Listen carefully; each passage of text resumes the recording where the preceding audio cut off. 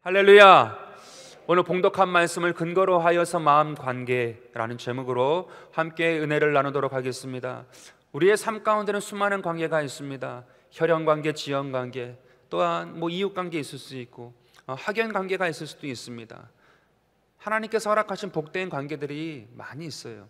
그러나 또 한편으로는 우리의 삶 가운데 어그러질 때에는 채무관계가 있을 수도 있고, 관계가 어려워져서 원수가 될 수도 있는 그런 많은 것들이 우리 삶 가운데는 존재하고 있습니다. 그러나 오늘 본문 말씀 2절 가운데 3절 가운데 보게 되어지면 이러한 말씀을 기록을 하고 있어요. 마음으로 우리를 영접하라. 또한 3절에서는 너희가 우리 마음에 있어 라고 기록을 하고 있어요.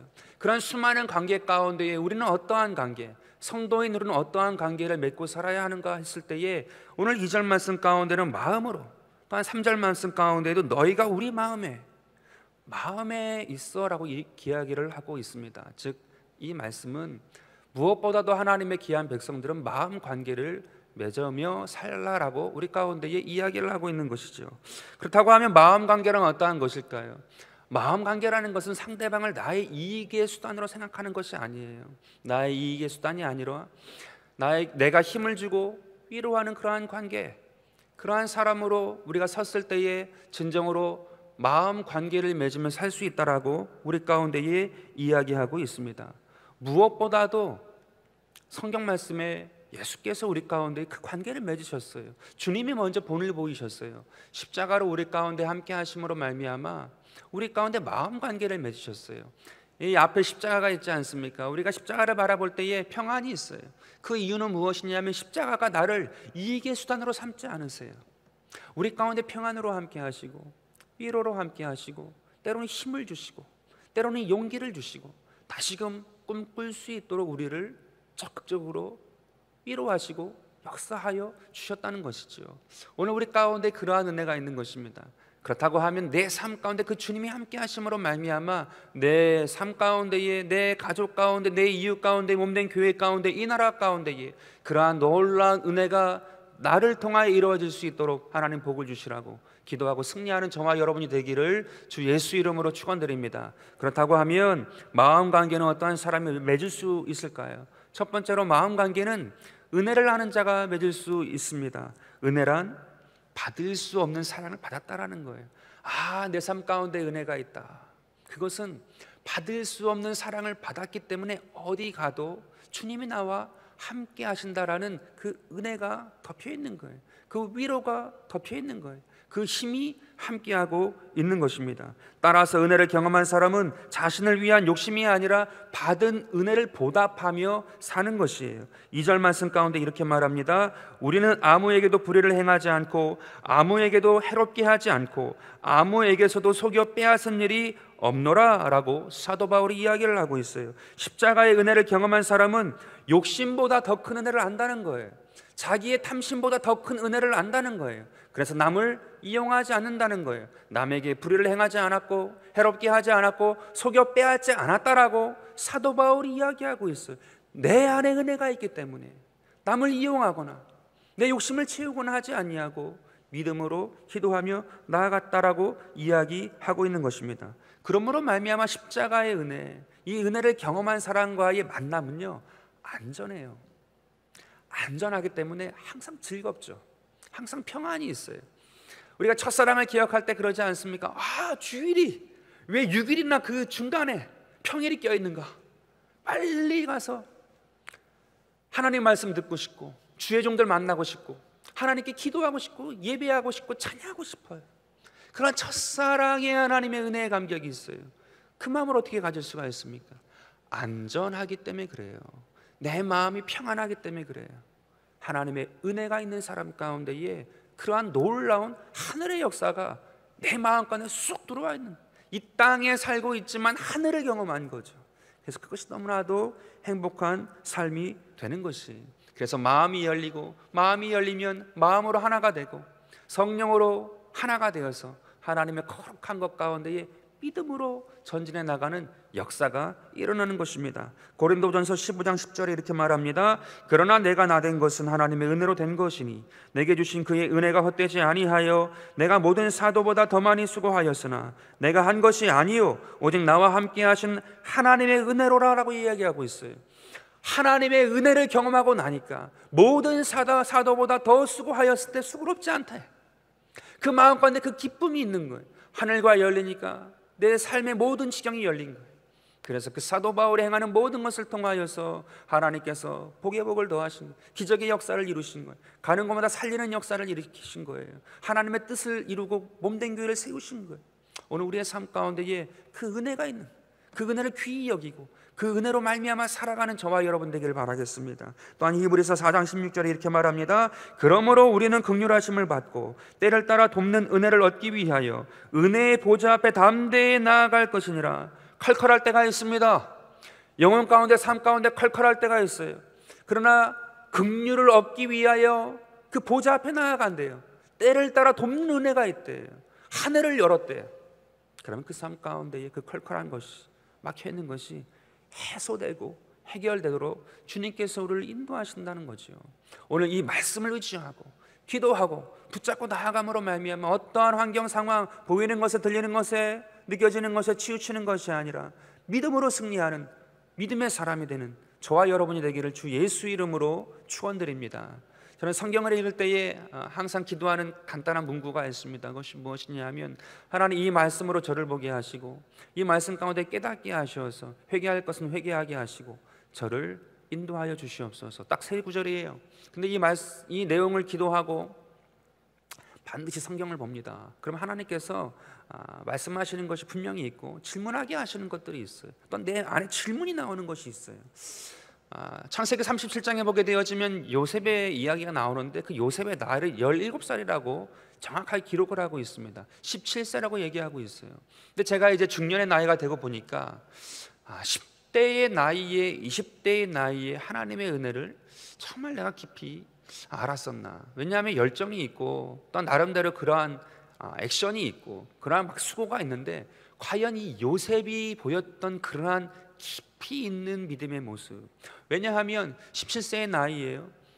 그 나이에 형들에게 팔렸고 노예가 됐고 감옥도 가고 그 기간이 13년입니다. 17세부터 30살 때까지 10대와 10대 후반과 20대를 그렇게 보낸다는 거죠. 근데 그 내용을 보게 되어지면 원망이나 불평이나 탄식이나 원망이나 미움이 없어요. 굉장히 은혜에 깊이 들어간 사람의 모습이거든요. 와, 과연 17세 그 20대의 나이에 그것을 경험할 수 있는가? 나는 그런 것을 비춰볼 때 그렇게 살아갈 수 없을 것 같은데 어떻게 그렇게 되었을까? 그런 질문이 생기는 거죠. 창세기 33장 4절과 7절에 보게 되어지면 그거에 대한 약간의 실마리를 볼 수가 있어요. 이렇게 말합니다. 에서가 달려와서 그를 맞이하여 안고 목을 어금 맞추어 그와 입 맞추고, 이 대상이 야곱이에요. 에서와 야곱은 형제지간이죠. 야곱을 이렇게 했다라는 거예요. 서로 운이라. 에서가 눈을 들어 여인들과 자식들을 보고 묻되 너와 함께한 이들은 누구냐? 야곱이 이르되 하나님이 주의 종에게 은혜로 주신 자식들이니이다. 그때의 여종들이 그의 자식들과 더불어 나아와 절하고 레아도 그의 자식들과 나아와 절하고 그 후에 요셉이 라헬과 더불어 나아와 절하니 라고 기록을 하고 있어요. 요셉에게는 11명의 형제들이 있었습니다. 아직 그 동생은 태어나지 않았지만 그 형들이 있었단 말이죠. 근데 오늘 이 본문 말씀 33장의 내용을 보게 되어지면 그 형제들의 이름은 누구도 기록되지 않아요. 10명의 형들의 이름은 기록되지 않냐고 유일하게 요셉의 이름만 기록이 되고 있어요. 왜 그럴까? 질문을 하는 거죠. 그랬더니 딴 게 아니에요. 이게 은혜의 현장이거든요. 이 본문이 기록된 그 현장은 어떠한 현장이냐면 야곱이 야복 강가에서 씨름을 한 다음의 현장이에요. 에서를 만난 현장. 야복강에서 경험한 것이 무엇입니까? 야곱이 경험을 해요. 인간의 지혜와 지식과 방법으로 되지 않는 것을 경험하거든요. 이 야복강이라는 것은 건기에는 사람이 펄쩍 뛰어넘을 수 있는 강이에요. 별 볼 일 없는 강이, 한강 같은 그런 무수하게 많은 강이 아닙니다. 그냥 건기에는 펄쩍 뛰어넘을 수 있는 강인데 그것조차 뛰어넘지 못하는 그 상황에 맞닥뜨린 거예요. 에서가 400의 군대를 풀어서 나에게 오고 있다. 그 두려움으로 그 강을 건널 수 없는 상황. 근데 그 밤에 천사와 씨름함으로 말미암아 은혜를 경험한 거예요. 내 힘과 지혜와 방법이 아니라 하나님이 도우셔야 되는구나, 하나님이 함께 하셔야 되는구나. 그것을 깨닫고는 그 강을 건너고 에서를 만났을 때에 에서가 긍휼히 여기는 마음으로 그를 안고 입 맞춘 거예요. 밤새도록 씨름을 했으니 땀이 흠뻑 났을 거예요. 머리는 산발이 되어지고 옷은 찢겨지고 옷은 젖고 다리는 환도뼈가 부러져서 절고 있고 아주 몰골이 처량한 거지의 모습이죠. 그것으로 에서를 만났을 때 진정으로 하나님의 은혜가 임한 거예요. 에서가 긍휼을 베풀었고 함께 화목하게 되어지는 그 은혜의 현장, 그 현장에 유일하게 기록된 자녀는 요셉. 왜일까? 그 이유는 딴 데 있지 않습니다. 이 요셉은요, 그 마음건대 그 은혜의 현장을 각인한 거예요. 기억한 거예요. 우리가 애를 키워보면 아시잖아요. 아무리 중요한 얘기를 한다 할지라도 애들이 다 듣는 게 아니에요. 딴짓하고 있고 자기 관심 있는 거 하고 있고 게임하고 있고, 아무리 중요한 얘기를 한다 할지라도 그렇거든요. 근데 이 요셉은 그 은혜, 그 화해의 현장 가운데에 굉장히 의미 있게 받아들인 거예요. 성경은 그 사람을 주목한 거예요. 요셉을 기억하고 요셉을 말씀 가운데에 남겨둔 거예요. 은혜 가운데에 나아간 자녀인 것을 남긴 거죠. 그 이후에 요셉의 삶 가운데 다가오는 그 고난이 있었는데, 은혜를 경험한 사람 가운데 고난은요, 계속해서 하나님과의 관계가 깊어집니다. 하나님, 이 고난이 다가왔는데 주님께서 말씀하시는 것이 무엇입니까? 나에게 깨닫게 하시는 것이 무엇입니까? 나로 하여금 새롭게 하시는 것이 무엇입니까? 나로 하여금 주님께서 이루시고자 하시는 것이 무엇입니까? 주님은 좋으신 하나님이시라. 나를 죽이기 위해서, 절망케 하기 위해서, 완전히 끝내기 위하여서 고난을 주신 것이 아니고, 이 고난을 통하여 나에게 유익케 하시는 좋으신 하나님이신데, 나에게 어떠한 것을 말씀하시는지, 나에게 어떠한 것을 보이시려고 하시는지, 나를 어떻게 새롭게 하시려고 하시는지, 그거에 대한 믿음으로 나아가요. 은혜가 있는 사람 가운데 고난은 복이거든요. 자기를 보게 하거든요. 요셉이 그랬다라는 거예요. 요셉이 그러한 은혜로 나아갔다는 거예요. 그 어린 나이였지만 그 은혜를 가지고 나아갔을 때 원망과 탄식과 분냄이 아니라 거룩한 주님의 뜻을 이룰 수 있는 하나님의 귀한 백성이 되었음을 오늘 우리 가운데 이야기하고 있는 거예요. 여러분, 요셉을 형제 중에 오직 요셉만이 화해의 현장에 등장했다는 것은 어떠한 것인가 하면, 요셉은 하나님과 이웃 가운데의 마음 관계를 맺었다는 것을 얘기하고 있는 거예요. 그래서 이 요셉을 통하여서 감옥에서도 그렇고 보디발한테도 살림을 받고 또한 국무총리로 애굽 왕에게도 쓰임 받는 그러한 은혜가 이루어졌다는 것을 얘기하죠. 은혜가 그렇게 했다라는 거예요. 제가 교회를 이렇게 섬기면서 경험하게 되어지는 것은 참 하나님께서 오묘하게 하신다, 오묘하게 인도하신다라는 거예요. 목회를 하게 되어지면 권하는 것이 생길 때가 있어요. 없으면 좋은데 반드시 생겨요. 시간을 들여서 봉사해 주시기 바랍니다. 또한 같이 하나님께 예물을 드려서 하나님의 이 일을 이룰 수 있도록 함께 협조해 주시기 바랍니다. 그러한 것들을 말씀드릴 때가 있거든요. 참 그러한 것을 말씀드릴 때에는 자원하는 마음으로 해주시기 바랍니다라고 말을 하지만 참 마음 가운데에 이렇게 무거울 때가 있어요. 그런데 그러한 마음에서도 생각은 있죠. 이렇게 말을 하게 되어지면 누군가는 도와주지 않을까, 누군가는 해주지 않을까, 그 생각이 계산이 가요. 그런데 신기하게도 그러한 이야기, 봉사를 또한 헌신을 또한 물질을 얘기할 때에 의외에 단 1%도 생각하지 않았던 그러한 하나님의 사람이 반드시 먼저 움직이세요. 그러면 그러한 분들은 사실은 교회가 도와줘야 되는 사람들이고, 사실은 과부의 두렛돈이라 할지라도 받기가 참 민망한 금액이에요. 어려운 그러한 돈이에요. 왜냐하면 더 어려운 형편이기 때문에 받기 어려운 그러한 물질이에요. 그렇게 느껴지기 때문에 이거 아니어도 됩니다. 관사님, 집사님, 이거 아니어도 돼요. 더 하시는 분들 계시고 또 하나님께서 도와주세요. 그렇게 얘기를 하거든요. 근데 반드시 그 얘기를 하면 그 집사님, 그 권사님들이 하시는 말씀이 있어요. 하나님이 주신 마음이에요. 그래, 반드시 그렇습니다. 하나님이 주신 마음이어서 봉사를 하고 헌신을 하고 참 자기가 볼 때도 작지만 그래도 믿음으로 나에겐 큰 것이기에 가져왔다라고 얘기를 하세요. 하나님이 주신 마음이에요. 여러분, 이게 마음의 관계가 열린 거거든요. 마음의 관계가 맺혀 있는 거예요. 하나님과의 관계가, 또한 종과의 관계가, 그 삶의 관계가 확 열린 거거든요. 반드시 하나님의 복을 주세요. 반드시 하나님의 일을 이루세요. 오늘 우리의 삶 가운데에 그 은혜가 회복되고 그 은혜가 살아남으로 말미암아 어디 가든지 간에 복 있는 사람, 복인이 되어서 하나님과 교통하고 내 삶 가운데 막힘이 없고 믿음으로 승리하는 저와 여러분이 되기를 주 예수 이름으로 축원드립니다. 두 번째로, 마음 관계는 살리는 말을 할 수 있을 때와 들을 수 있을 때 맺힐 수 있는 것이에요. 우리는 상대와 관계를 맺을 때 살리는 말 할 수 있어야 돼요. 여러분, 살리는 말이 무엇일까요? 살리는 말은 때로는 쓴말이에요. 그렇지만 필요한 말일 때 하는 말이죠. 3절 말씀입니다.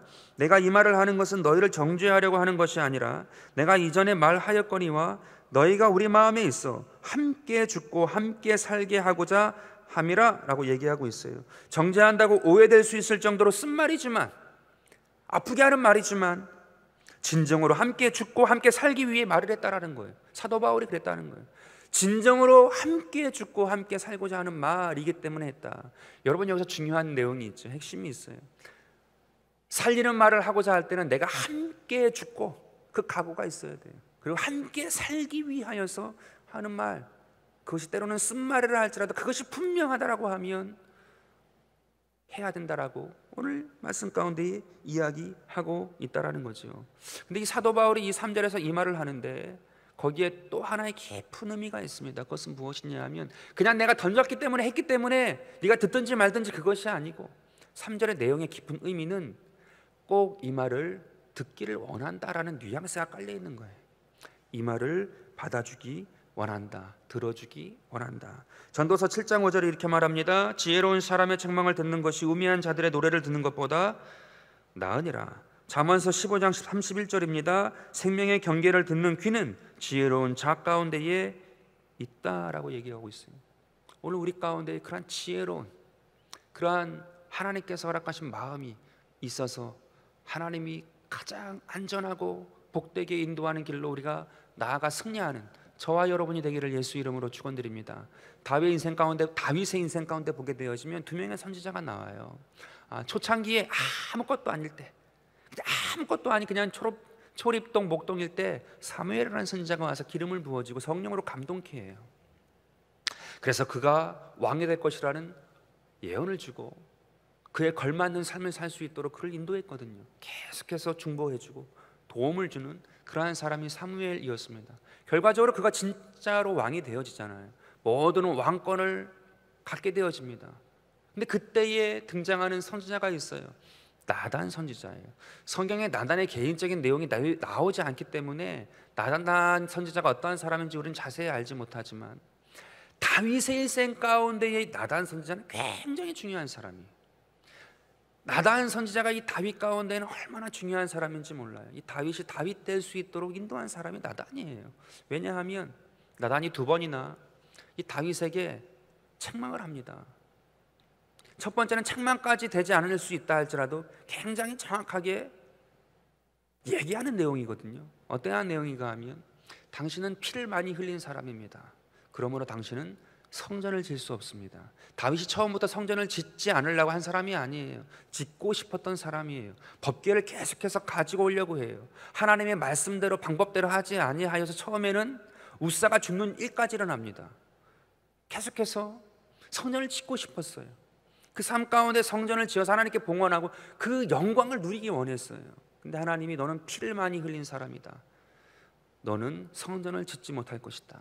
그 말을 나단이 해요. 말하는 사람이 얼마나 힘들었겠습니까? 왕권을 다 잡은 사람이에요. 근데 그 말을 해요. 물론 하나님이 주신 말씀이기 때문에 해야 하는 말이지만 나단이 힘들었을 거예요. 근데 두 번째 얘기가 또 있습니다. 그것은 무엇이냐 하면 이번엔 비유로 말을 합니다. 더 힘든 말이었기 때문에 그런 거지요.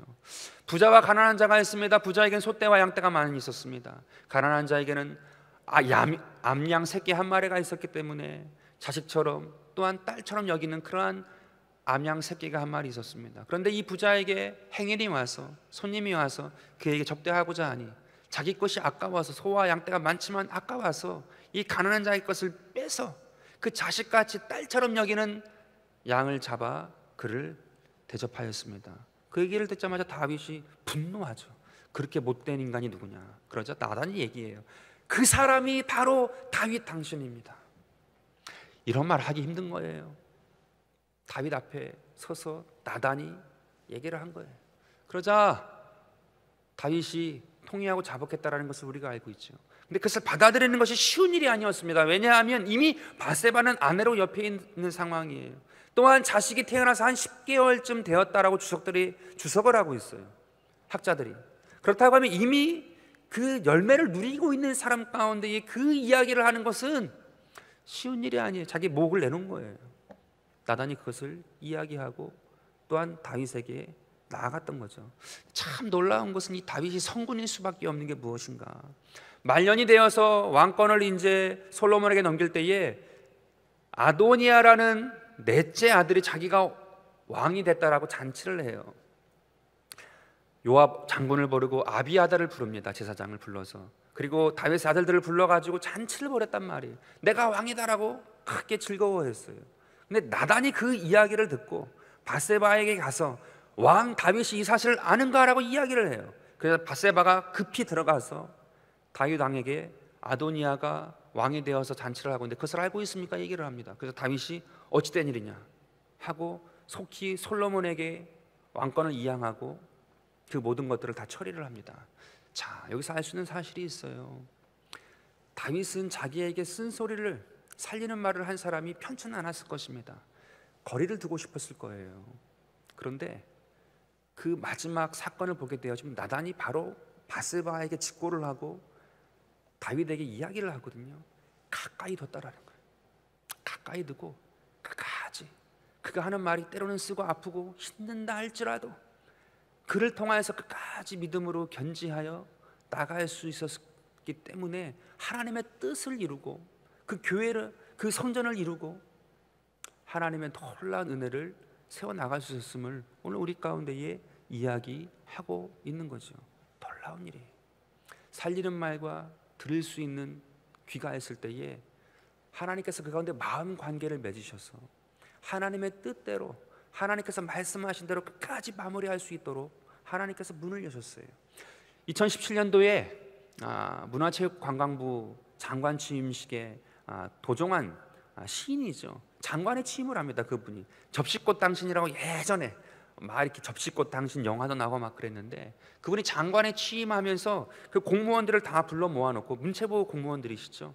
모아놓고 취임사를 하고 마지막에 시 한 편을 읊어요. 전 내용을 다 읽지는 않지만 시를 읽어주는데 어떠한 시인가 하면 리디어드 키플링이라는 만일이라는 시를 그 공무원들한테 이렇게 읽어줍니다. 그 내용이 이런 거예요. 만일 무사람이 이성을 잃고 너를 비난할 때 냉정을 유지할 수 있다면, 만일 모든 사람이 너를 의심하고 또한 그들의 의심을 인정해야 할 때 내 스스로를 신뢰할 수 있다면, 만일 내가 기다리면서 지치지 않을 수 있다면, 만일 속임을 당하더라도 거짓과 거래하지 않고 미움을 받고도 미움에 굴복하지 않는다면, 만일 내가 꿈을 꾸면서도 꿈의 노예가 되지 않을 수 있다면, 또한 어떤 생각을 하면서도 그 생각 자체를 목표로 삼지 않을 수 있다면, 그리고 만일 내가 용서할 수 없는 1분간을 60초의 춤추는 시간으로 채울 수 있다면 이 세상과 그 안에 있는 모든 것은 너의 것이며 그리고 무엇보다 너는 한 사람의 어른이 될 것이다. 공무원들이 수많은 사람들의 이야기를 듣습니다. 비난도 조롱도 수많은 얘기를 들어요. 그러나 그것을 들을 수 있어야 하고 그것에 흔들리지 않고 너의 책무를 감당해라. 그런 어떤 의미가 있는 그런 내용으로서 얘기를 한 것이죠. 근데 오늘날 예수를 믿고 믿음 안에 서 있는 우리 가운데도 굉장히 중요한 내용 아니겠습니까? 주의를 하면서도 비난과 조롱과 조소는 끊이지 않아요. 힘들고 어려운 일은 끊이지 않아요. 그럼에도 불구하고 이 단편의 시이지만 우리 삶 가운데 이러한 마음을 견지하고 주님이 내 안에 계시잖아요. 가장 큰 것이 있잖아요. 가장 존귀하게 하셨죠. 가장 우리를 자부심 있게 하셨죠. 가장 아름답게 하신 그것을 내가 믿고 의지하고 그렇게 살아내고 그것을 가지고 나아간다라고 하면 이 세상 가운데 수많은 공무원 일들을 하시는 분들 그 자리 가운데도 그것이 이루어져야 감당할 수 있다라고 하면, 오늘 우리의 삶 가운데 믿음의 현장 가운데에 오늘 이 마음을 가지고 나아갈 때 우리는 승리하고, 우리 믿음으로 하나님께 영광 돌리고 하나님의 뜻을 이루는 그러한 귀한 은혜가 이루어질 것입니다. 여러분, 이것이 마음 관계예요. 하나님과의 마음 관계. 하나님께서 그 모든 것을 나에게 아름답게 허락하셨다, 그 모든 존귀한 것을 나에게 다 허락하셨다라는 것을 깨닫고 진정으로 내 안에 있는 것이 참 진리이다라고 하면 거기에 흔들리지 아니하고 믿음으로 주 앞에 영광 돌려 하나님의 뜻을 이루고, 살리는 말 또는 그 살리는 말을 들을 수 있고, 때로는 쓴말 그것을 또한 이겨 나아가고 하나님의 뜻을 이룬 다윗과 같이 오늘 우리의 삶 가운데 이루어 나가는 저와 여러분이 되기를 주 예수 이름으로 축원드립니다. 세 번째로 마음 관계는 환난 가운데서도 계속된 나눔이 있을 때 맺힌다라는 것입니다. 4절에 이렇게 말합니다. 나는 너희를 향하여 담대한 것도 많고 너희를 위하여 자랑하는 것도 많으니 내가 우리의 모든 환난 가운데서도 위로가 가득하고 기쁨이 넘치는도다. 여러분, 우리가 여기서 고정관념을 가지고 있는 것이 항상 있어요. 나눈다, 섬긴다 할 때는 꼭 물질을 먼저 생각할 때가 많아요. 근데 오늘 4절 말씀 가운데 사도 바울이 이야기하고 있는 이 나눔은 무엇인가 하면 기쁨을 나누고 위로를 나눈다고 얘기하고 있어요. 하늘의 것을 먼저 나눈대요. 오늘 우리의 삶 가운데 반드시 그렇게 되어져야 되는 것입니다. 무엇인가를 나눠야 할 때 우리 가운데 하늘의 것이 먼저 충만하게 중심이 되어져야 돼요. 그래야 노예가 되지 않습니다. 세상의 것이 먼저 내 삶 가운데 해야지 되는 것들은 반드시 우리를 노예 삼아요. 왜냐? 세상의 것이기 때문에 그래요. 그러나 하늘의 것으로 내 마음을 채우고 그것을 먼저 기쁨을, 감사를, 또한 위로를, 그 하늘의 신령한 것을 나누고자 하는 마음이 있게 되어지면 우리를 진정으로 자유하게 하고 해방시키거든요. 그래서 그 마음 가운데 어떠한 것으로 행한다 할지라도 거리지 않게 되어지는 거예요. 이 땅의 것은 부수적으로 섬기는 거예요.